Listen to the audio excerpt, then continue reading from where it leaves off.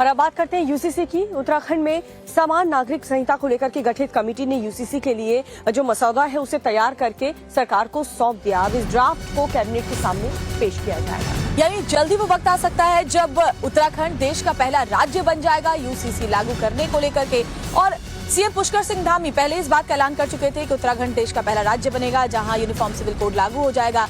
लेकिन आपको ये भी बताएंगे कि इस ड्राफ्ट में क्या कुछ खास है, क्या प्रावधान जोड़े गए हैं, सब कुछ देखिए इस रिपोर्ट में। शुक्रवार को ड्राफ्ट कमेटी ने उत्तराखंड सरकार की यूनिफॉर्म सिविल कोड का ड्राफ्ट सौंपा और आज इस ड्राफ्ट रिपोर्ट को कैबिनेट में रखा जाएगा।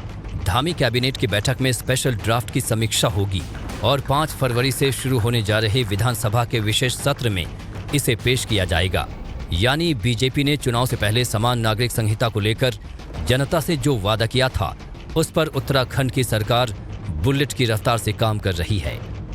ड्राफ्ट मिल गया, हम उस दिशा में आगे बढ़ेंगे। विधानसभा का सत्र आहूत है और इस ड्राफ्ट का परीक्षण करेंगे। इस ड्राफ्ट का परीक्षण करने के बाद जो भी जरूरी औपचारिकताएं हैं पूरा करके विधानसभा के सत्र में इस एक्ट को, इस ड्राफ्ट को रखेंगे और उस पर चर्चा करेंगे। चर्चा के बाद जो विधेयक है उस रूप में उसको आगे बढ़ाएंगे। उत्तराखंड में यूसीसी का ड्राफ्ट तैयार करने की जिम्मेदारी जस्टिस रंजना प्रकाश देसाई की अध्यक्षता वाली समिति के पास थी।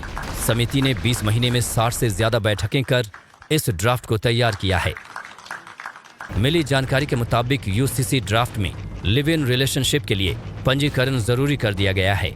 18 से 21 साल के युवाओं को लिव इन के लिए इजाजत लेनी होगी। माता पिता की अनुमति के बाद ही लिव इन रिलेशनशिप में रह सकते हैं। सभी धर्मों के लोगों को समान अधिकार दिया गया है।